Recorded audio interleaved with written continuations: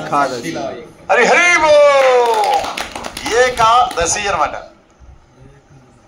ఏకాదశి అంటే ఏమి?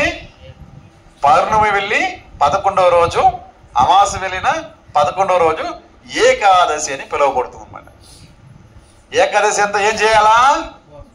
హరే కృష్ణ హరే కృష్ణ కృష్ణ కృష్ణ హరే హరే హరే రామ రామ రామ హరే హరే. అలా జపం చేయాలి, అలా సంకీర్తన చేయాలి, అలా భగవద్గీత చదవాలి, అలా భాగవతం వినాలి, అలా భగవంతుడికి సేవ చేయాలి, అలా భక్తుల్ని సేవించాలి. ఇవన్నీ ఎప్పుడు చేయాలా? ఏకాదశి రోజు చేయాలా. అటువంటి ఏకాదశి మనకి రేపు వస్తుంది. ఆ ఏకాదశికి ఒక పేరు ఉందన్నమాట. ఏ పేరు అది? షట్టిల ఏకాదశి. ఏమి తిలా? షట్టిల ఏకాదశి. షట్టిల ఏకాదశికి జై. కాబట్టి మన ఏకాదశి ఎట్లా పాటించాలా? ఏకాదశిని పాటిస్తే మనకి ఏం లాభము? దీన్ని పాటించే ముందు మనం ఏం చేయాలా? ఏకాదశి అయిపోయిన తర్వాత మనం ఏం చేయాలా?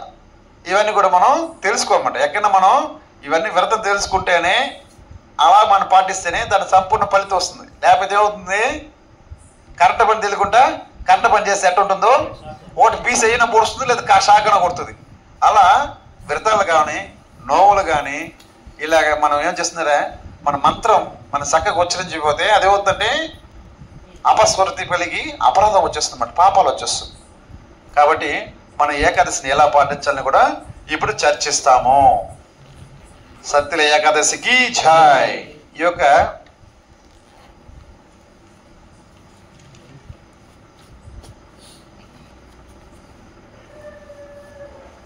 ఈ సత్యల ఏకాదశి పుష్యమాసం కృష్ణపక్షంలో వస్తుంది. దీని మహిమ భవిష్యోత్తర పురాణంలో వర్ణించబడింది. ఒకసారి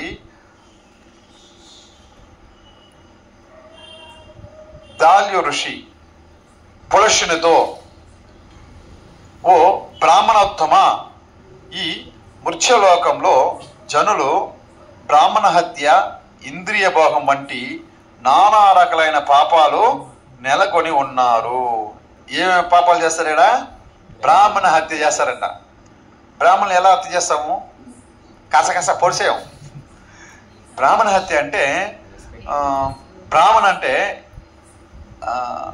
జ్ఞానం అన్నమాట. జ్ఞానం లేకుండా ఉంటాం, జ్ఞానం కోసం కనీస ప్రయత్నం కూడా చేయం, ఇతరులను వంచిస్తూ ఉంటాం, షార్ట్ కట్స్ వెతుకుతూ ఉంటాం. అవన్నీ కూడా మనకి ఇంద్రియ భోగం కోసమే మనం చేస్తాం అన్నమాట. ఆ కర్మలు చేయడం ద్వారా ఏమవుతుందంటే మనకి ఈ యొక్క మృత్యులోకంలో ఎటువంటి ఆనందం రాదు, కేవలము క్షణపాటు ఆనందమే కలుగుతుంది మన ఇంద్రియ భోగం వల్ల. అది మంచిది కాదు. పాప ఫలంగా వారికి కలిగే నారకీయ పరిస్థితుల నుండి వారు ఏ విధంగా బయటపడగలరో నాకు వివరించండి అని కూడా అడుగుతారన్నమాట. భగద్దాల్బియాన్ అనే ఒక ఋషిని పులస్యముని అడుగుతారన్నమాట. అడిగితే అప్పుడు పులస్యముని దానికి సమాధానంగా మహాభాగ అంటారన్నమాట. పుష్యమాసంలో వచ్చే ఏకాదశి రోజు మనిషి నిర్మల చిత్తంతో, ఏం చిత్తం అంట? నిర్మల చిత్తం. నిర్మల అంటే ఎవరు? వాషింగ్ పౌడర్ నిర్మ, ఆ నిర్మల కాదు. నిర్మలం అంటే చాలా ప్రశాంతంగా. ఎలా ఉంటుంది నీళ్ళు అంటే? ఏ రాయి వేస్తే చెల్లించిపోతుంది, ఏ రాయి వేయకపోతే నిర్మలంగా ఉంటుంది కదా. అలా ప్రశాంతంగా పెట్టుకుంటా మనసు. ఎంతమంది మనసు ప్రశాంతంగా ఉంది? చేతులు పైకెత్తండి. హరి హరి బో. ప్రశాంత మనసు ఎప్పుడు వస్తుంది తెలుసా అమ్మా? హరి హరి బోల్. ఎప్పుడు వస్తుంది? భోక్తారాం యజ్ఞ తపసాం సర్వలోక మహేశ్వరం సుహృతం సర్వభూతానాం శాంతి మృతి. శాంతిగా ఉండేప్పుడు నిర్మలంగా ఉంటుంది అన్నమాట. మనశ్శాంతిగా ఉండేటప్పుడు నిర్మలంగా మంచి ఆలోచన, మంచి తేజస్సులు కలిగి ఉంటాం. అప్పుడు ఏం చేయాలి? దానికి నేను భోక్త కాదని మనం డిసైడ్ అవ్వాలి. అనుభవించేదానికి మనం కాదు, మన దాసులు మన బాసులు కాదు అని గుర్తుపెట్టుకోవాలి. కృష్ణుడు నన్ను కాపాడుతాడు, నేను ఎవరిని కాపాడలేదు, నేను అతని కింద ఉండే ఒక చిన్న దాసుని అని భావన కలిగి ఉంటాం. అప్పుడు మనం ప్రశాంతంగా ఉంటాం, అప్పుడు నిర్మలంగా ఉంటాం. అందువల్ల ఇక్కడ నిర్మలంగా ఏం చేయాలా? భగవంతుని అర్చించాలి అని చెప్పడం మొదలుపెట్టాడనమాట. ఈ విధంగా అర్చించే సమయంలో అతడు ఈ విధంగా ప్రార్థించాలి. ఏ విధంగా ప్రార్థించాలి? జనార్దన, పరమ కరుణామయుడైన శ్రీకృష్ణ, నీవు పాపలని ఉద్ధరించేవాడివి అనగా అని కీర్తించాలన్నమాట. కృష్ణుడు ఎవరిని ఉద్ధరిస్తాడో? పాపలను ఉద్ధరిస్తాడు. అంటే పాపం చేయకపోతే ఉద్ధరించడానికి కాదు, ఆ పాపులైనప్పటికీ కూడా వాళ్ళ మీద కూడా దయగా ఉంటారన్నమాట. అంటే ఎలాగైతే అమ్మ మంచి పిల్లకాయలు ఇద్దరుంటే మంచి పిల్లను చూసుకుంటుంది, మంచి కాని పిల్లని కూడా చూసుకుంటున్నమాట, ఏంటో మార్చడానికి ప్రయత్నం చేస్తుంటుంది అన్నమాట. అలాగే ఒక తల్లి హృదయంతో కరుణతో ఉంటారని దాని అర్థం.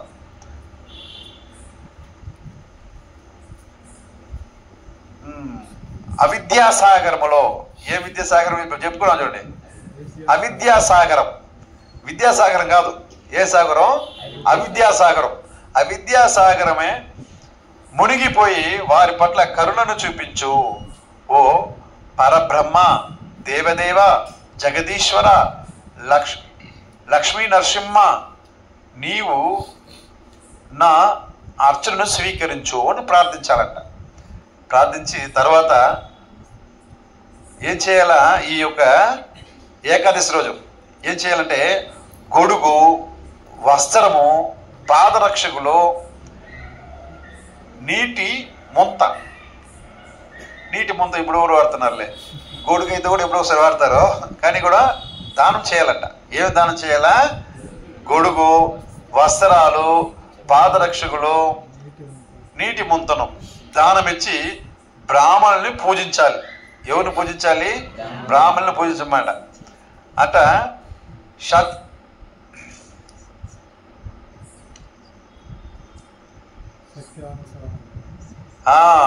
తన సత్యానుసారము నల్ల గోవులను, నువ్వులను ఉత్తమ బ్రాహ్మణులకి దానం ఇవ్వాల. తిలలను దానం ఇవ్వడము ద్వారా మనిషి అనేక సంవత్సరాలు స్వర్గలోకాన్ని పొందుతాడన్నమాట. స్వర్గ సుఖాన్ని పొందుతాడు. ఏం దానం చేస్తే?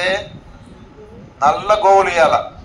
నల్ల గోవులు, నువ్వులు ఏమంటారు? నువ్వులే కదా.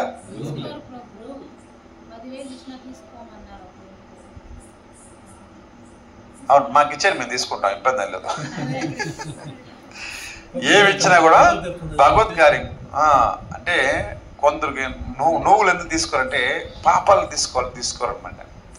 ఇప్పుడుండేది పరిస్థితులు అటు ఉంది. కానీ నువ్వులు దానం తీసుకుంటారు, తీసుకున్న వాళ్ళకి మనం ఇవ్వగలగాలి. బ్రాహ్మడు అంటేనే ఎదుటి వాళ్ళ పాపాలను తీసేసేవాడిని గుర్తుపెట్టుకోవాలి. ఎందుకంటే తను ఏ రోజు తన కోసం ఆయన భగవంతుని అర్చించాడు, వేరే వాళ్ళ కోసం అర్చిస్తాడు. అది ఆ త్యాగానికి గుర్తే బ్రాహ్మణుడు అనమాట. ఈ కలియుగంలో బ్రాహ్మణులు రకరకాలు ఉంటారు, అది మనకు అనవసరం. తీసుకునే వాళ్ళకి మనం ఉంచుకోవాలి. తర్వాత ఈ ఏకాదశి రోజు మనిషి తెల్లలు కలిపిన నీళ్ళని స్నానం చేయాలా. ఎలా స్నానం చేయాలా? తెల్లతో బ్రహ్మముహూర్తం లేసినప్పుడు నువ్వులు కొని నీళ్ళ కలుపుకొనేసి ఆ నీళ్ళతో స్నానం చేయాలంట. అది ఎందుకంటే మనకు అదృష్టం ఎవరంటే ముందులో చర్చిస్తాం కాబట్టి రేపు చేయొచ్చు. కాబట్టి ఈ స్నానం చేయాలి. నువ్వులని పలసని ముద్దలు చేసి శరీరానికి రాసుకోవాలన్నమాట. నువ్వుల్ని పెట్టుకోవాలి, చిన్న చిన్న రుబ్బుకునేసి పూసుకోవాలి. పితృదేవతలకి ఇక తిలలను ఇవ్వాలి, నువ్వులని దానం చేయాలి. ఆ నువ్వులు తినాలి, నువ్వులు తినకూడదు. ఎందుకంటే గుర్తుపెట్టుకోండి, దీంట్లో ఏదో సంథింగ్ ప్రతి విషయం కావచ్చు. నవధాన్యంలో నువ్వులు ఒకటి. ఆ నువ్వులు కానీ ఇప్పుడు కానీ తినేసామనుకోండి, ఏకాదశి కొలాప్స్ అయిపోతుంది. ఇది ప్రింటింగ్ మిస్టేక్ సంథింగ్ ఏదో ఉంటుంది. కాబట్టి నువ్వుల్ని తినకూడదు, కేవలము రాసుకోవచ్చు, పూసుకోవచ్చు, స్నానం చేసుకోవచ్చు. ఇప్పుడు అందాక ఆ పోస్ట్ చేస్తుంటే ఒక ఆయన వస్తూ ఉంటే ఫోన్ చేసి అడిగారు అనమాట, ఏ స్వామి నువ్వులు తినొచ్చుంది, తినచ్చా అని అడిగారు అనమాట. ఆయన కూడా భక్తుడే. అయ్యా నువ్వులు తినవల్ని అదేదో పొరపాటు ప్రింటింగ్ మిస్టేక్ ఏదో వచ్చేసింది, నువ్వుల్ని ఇవ్వాలనో ఏదో రాసిపోయి తినాలని రాయినారు వాళ్ళు. కాబట్టి అదేం కాదు, మనం ఏం చేయాలి, నువ్వులు తినకూడదు, కేవలము దానం చేయాలి. ఈ విధంగా చేయడం ద్వారా అన్ని పాపాలు తొలగిపోతాయి. అందుకే ఈ ఏకాదశిని శక్తుల ఏకాదశి అనే పేరుతో పిలువబడుతుంది అని చెప్తారన్నమాట. శక్తుల ఏకాదశి మహిమను, దానిని పాటించడం వలన కలిగే లాభాలని వినగోరుచున్ను శ్రీకృష్ణ భగవానుడు ఒక కథని నారదమునికి చెప్తాడన్నమాట. అది ఈ విధంగా ఉన్నది. అతి పురాతన కాలంలో ఒక బ్రాహ్మణ వనిత ఉండేదన్నమాట. చాలా పురాతన కాలంలో ఒక బ్రాహ్మణ వనిత ఉంది. చాలా మంచి ఆవిడ, మంచి భక్తురాలు, మంచి సంపద కూడా కలిగి ఉంది. ఆమె ఏం చేస్తుందంటే తన దగ్గర ఉండే ప్రతి వస్తువుని కూడా అందరికి దానం ఇస్తూ ఉంటుంది. వస్తు రూపేణ, ధన రూపేణ అన్ని ఇచ్చేస్తూ ఉంటుంది అనమాట. ఇచ్చేసి చాలా ఎంచక్క చాలా వ్రతాలు పాటిస్తుంది, చాలా తపస్సు తీసుకుంటుంది.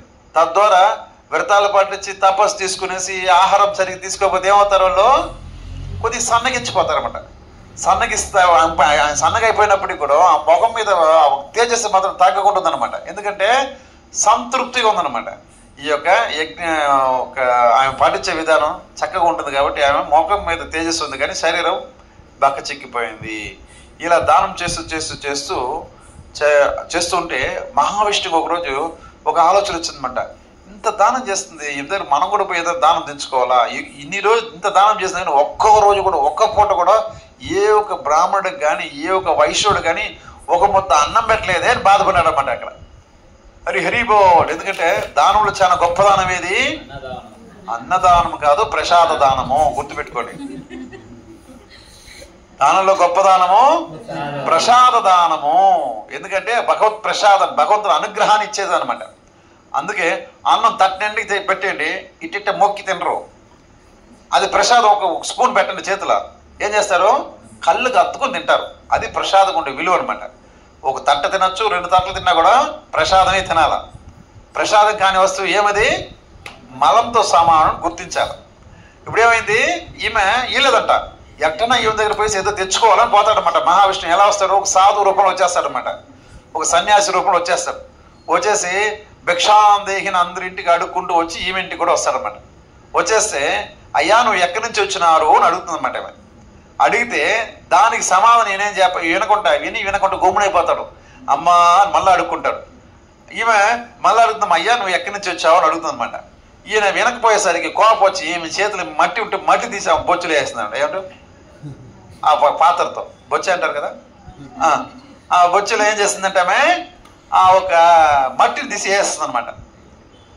ఈంద్రా స్వామి మట్టి వేసింది, ఏదో దానం చేస్తున్నారు వచ్చాను, మట్టి తీసుకుని వెళ్ళిపోతాడు మహావిష్ణువు.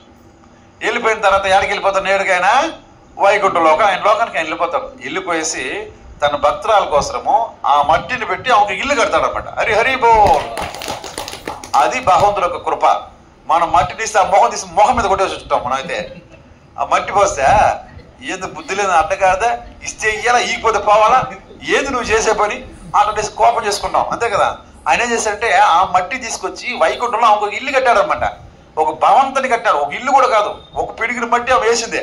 ఆ పిడికిని మట్టికి పెద్ద ప్యాలెస్ కట్టాడు ఆయనకి. అన్ని కట్టాడు కానీ దాంట్లో నా రత్నాలు వజ్రాలు వైడూర్లు ఏమీ లేదు, మొత్తం ఖాళీ ఇల్లు మాత్రం కట్టాడు. ఎందుకంటే ఆ మట్టి మాత్రం వచ్చింది కాబట్టి ఇల్లు మాత్రం కట్టాడు, ధాన్యాలు లేవు, ఏం లేదన్నమాట. ఇలా కొన్నాళ్ళకి ఈమె ఇక్కడ రాజ్యం పని అయిపోయిన తర్వాత కొన్నాళ్ళకి ఆమె శరీరం వదిలిసి పెట్టింది, నేరుగా వైకుంఠ లోకాలకు పోయింది. పోతే ఆమెకు మంచి ప్యాలెస్ తీసి వదిలేశారన్నమాట.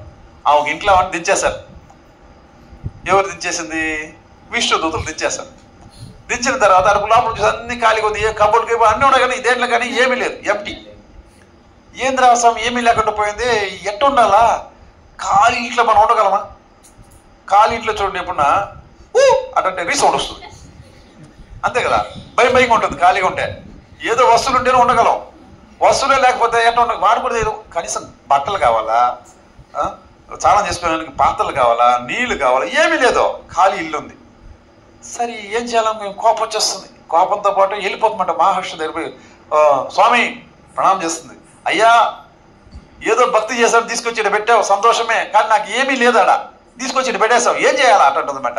అమ్మ నువ్వు చేసుకుందంతో అంత నీకు వచ్చింది, దానికి నేనేం చేయలేను, నువ్వు ఎంత చేసుకున్నావో అంత నీకు ఇచ్చేసాను, కానీ ఇప్పటికీ నీ మీద నాకు దయ ఉంది కాబట్టి నువ్వు ఇంటికి వెళ్ళు, నీ గదిలు తలుపులు వేసుకున్న తర్వాత దేవతావనితులు వస్తారన్నమాట. మీ గృహానికి వచ్చి తలుపు తడతారు. తలుపు తట్టినప్పుడు నువ్వేం చేస్తావు, తలుపు తీయద్దు.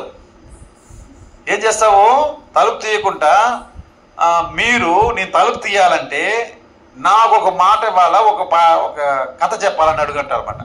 సరే ఓకే అంటుందన్నమాట. ఏమి గురించి అడతావు, ఏ కథ అడతావు అంటే సత్య ఏకాదశి కథను అడుగు అని చెప్తారన్నమాట. ఎవరు చెప్పేది, మహావిష్ణువు ఆ బ్రాహ్మణ వనితకి చెప్తారన్నమాట. ఈ బ్రాహ్మణ వనిత వచ్చేసి ఏం చేస్తుందంటే ఆ రకంగానే ఫాస్ట్గా వచ్చేసి ఇంట్లో తలిపేస్తారన్నమాట. కొంచెం చూస్తాం రానేలేదు వాళ్ళ ఇంతవరకు, మళ్ళీ సాయంత్రం అయిపోతుంది, మళ్ళీ వస్తారన్నమాట. దేవత నుంచి తలుపు తట్టి, ఓ బ్రాహ్మణ స్త్రీ, ఓ చాలా అందమైన బ్రాహ్మణ స్త్రీ, చాలా గొప్ప భక్తురాలి, నువ్వు మీ ఇంటికి వచ్చినాము, నీ దర్శనార్థం వచ్చినాము, వైకుంఠంలో దర్శనం చేసుకుని పోయేవాళ్ళనమాట.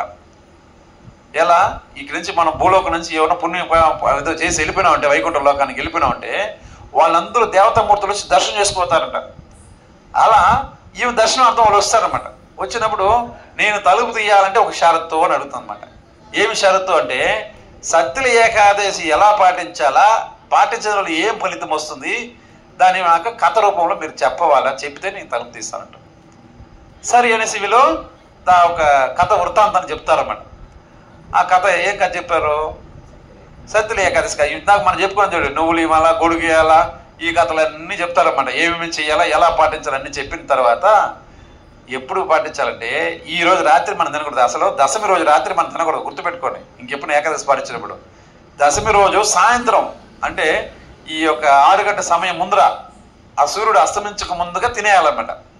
ఇప్పుడు దశమి రోజు ముందు రోజు, ఏకాదశి ముందు రోజు, దశమి రోజు ఏం చేయాలా, సూర్యుడు అస్తమించక ముందు తినాలంట.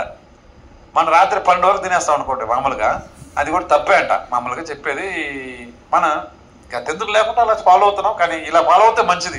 ఇది కూడా తెలుసుకుంటాం, ఏదో ఒక రోజు ఫాలో అవుతాం. అలా ఈ యొక్క సూర్యాస్తమనం ముందర ప్రసాదం తీసుకోవాలి. ఆ నైట్ అంతా కూడా ఏం తీసుకోకూడదు.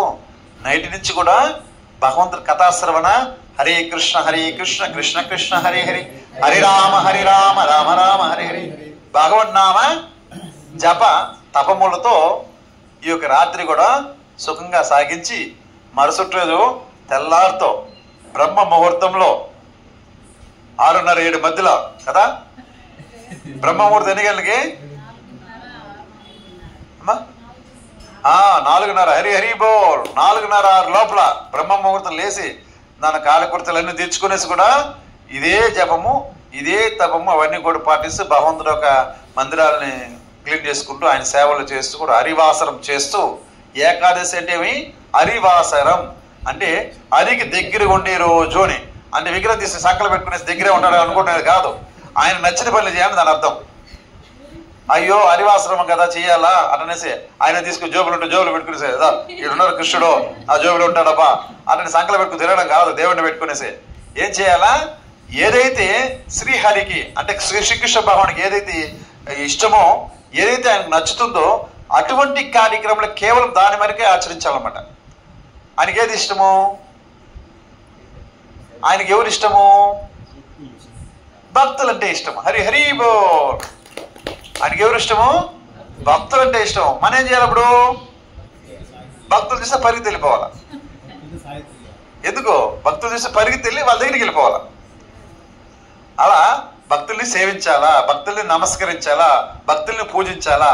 వైష్ణవుని పూజిస్తే ఏమవుతుంది, శ్రీకృష్ణ భగవానుడు హ్యాపీగా మనం దొరికేస్తాడు అన్నమాట. ఏమరా దీని మీద కూడా పడింది ఇక్కడ, హరే కృష్ణ. కాబట్టి ఇక్కడేం చేయాలంటే కృష్ణ భక్తుల్ని సేవించాల అని కృష్ణుడికి నచ్చిన పనులనే మనం చేయాలి. చేస్తే ఏమవుతుందంటే కృష్ణుడు మన పట్ల సంతృప్తి చెందుతాడు అనమాట. అలా ఈ ఏకాదశి రోజున బ్రహ్మ ముహూర్తం లేచి కృష్ణ సేవ, కృష్ణ భక్తుల సేవ చేసుకుంటూ నామం చేస్తూ కూడా గడపాలన్నమాట. ఈరోజు అంతా గడిపిన తర్వాత 9 ధాన్యాలు తినకూడదు, నవధాన్యాలు తీసుకోకూడదు. నవధాన్యాలు తినకూడదు. ఏమి తినచ్చు? శ్రీల ప్రభుపాల కర్రతో గెంచిగడ్డలు కానీ, ఉల్లగడ్డలు కానీ, శనగకాయ పప్పులు కానీ, పాలు, పెరుగు, మజ్జిగ, ఇంకా డ్రై ఫ్రూట్స్, ఆల్ ఫ్రూట్స్, మిరపపండు కూడా తినచ్చు. ఫ్రూట్స్తో పాటు మిరపపండు, అటువంటి పండ్లు తినాలా. మళ్ళీ ఏం చేయాలా? కాయగూరలు కొని, ఏదైతే ఏకాదశికి భంగం లేని కాయగూరలు కొని ఉంటుంది, ఏకాదశి భంగం చేసే కాయగూరలు కూడా మళ్ళీ అన్ని కాయగూరలు రేసి అయిపోతారండి. అదన్నీ తినకూడదు. గుమ్మడికాయ తినచ్చు, అరటికాయ తినచ్చు, కాకరకాయ తినచ్చు. కాకరకాయ మామూలుగా తినము, తింటావా? Very nice. అలా ఇటువంటి కాయగూరలు తిని కూడా మనం ఏకాదశి పాటించవచ్చు. అది ఏమీ తినకుండా కూడా ఏకాదశి నిర్జలు అంటారనమాట. నీళ్ళు కూడా తాగకుండా కూడా పాటించవచ్చు వాళ్ళైతే. వాళ్ళకన్నప్పుడు దీంట్లో ఏదో కొంత తీసుకుని ఫాలో అవ్వచ్చు అనమాట. కానీ ఏకాదశిని ఫాలో కాకపోతే వాళ్ళు వండిన వాళ్ళు కేవలము కుక్క మాంసం తినే వాళ్ళతో సమానం అంట. ఏం తినేవంట? కుక్క మాంసం. ఎవరు తింటారు? చాలా చండాలు తింటారన్నమాట, మంచి వాళ్ళు తినరు. అప్పుడు అట్లాంటి జన్మ తీసుకునే దానికంటే ఏకాదశి ఉండడం ఉత్తమం. ఏమి తినకుండా ఉండడానికి కష్టం. పాలు తాగొచ్చు కదా, 1 లీటర్ తీసుకుని తాగేస్తే పోయేదా? లీటర్ పాలు, ఒక అరటిపండు గల తీసుకొచ్చి ఒలిచి తింటా ఉంటాం. పురితోటి అరటిపండు, పనసపండు, పెద్ద పండు తీసుకొచ్చినావా, కట్ చేసి తినేస్తామా? అంటే ఎన్నెన్ని తినచ్చు. ఇదన్నీ తినేదానికి మీకు వాస్తవానికి ఇవన్నీ తీసుకుంటే కూడా మనకు బలం రాదు. కేవలము హరే కృష్ణ మహామంత్రం, హరే కృష్ణ హరే కృష్ణ, కృష్ణ కృష్ణ హరే హరే, హరే రామ రామ రామ హరే హరే. ఎవరైతే నిత్యము 16కు తగ్గకుండా చేస్తారో వాళ్ళకి ఆధ్యాత్మిక బలం వస్తుంది, గురు శిష్య పరంపరల ఆచార్యుల కృప వస్తుంది. అటువంటి వాళ్ళకి బలహీనులు కారు. అటువంటి వాళ్ళు ఏకాదశిని హ్యాపీగా ఫాలో అవ్వచ్చు. షుగర్ ఉన్నా ఫాలో అవ్వచ్చు, బీపీ ఉన్నా ఫాలో అవ్వచ్చు, మాత్రలు తిన్నా ఫాలో అవ్వచ్చు. ఏమి మాత్ర తినడం మానేస్తే కూడా మంచిదే. ఆ రోజుకి ఏమి కాదు. ఒక రోజుకి ఏకాదశి ఉండి బై ఛాన్స్ చచ్చిపోయడం కూడా మంచిదే. ఏకాదశి రోజున అంత సామాన్యం పోయే ఘటనలు కాదు మనం.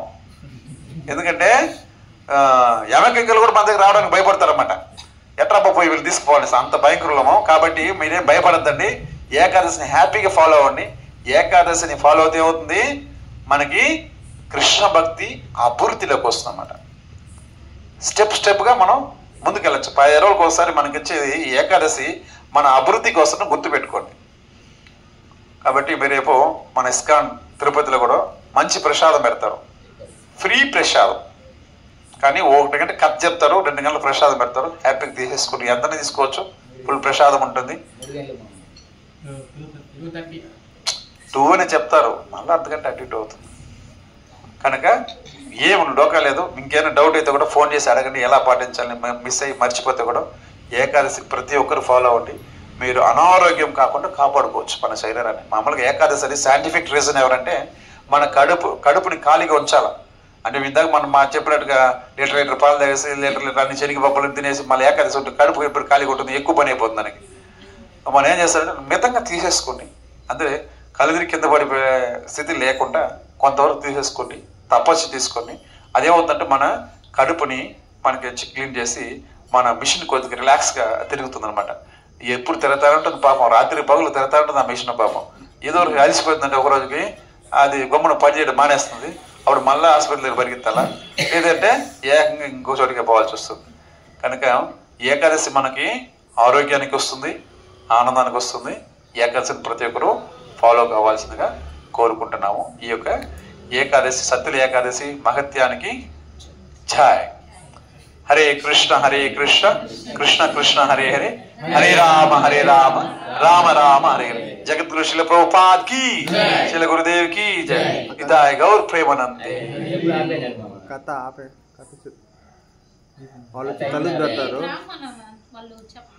ఎస్, బ్రాహ్మణ పత్ని అలా ఈ ఏకాదశి కథ విని దీని ఏకాదశి పాటించి తద్వారా ఆమె ఈ అన్నధాన్యాలు మిగతా వస్తువులను కూడా తమ ఇంట్లో సమకూర్చుకొనేసి హ్యాపీగా వైకుంఠవాసం చేస్తుంది.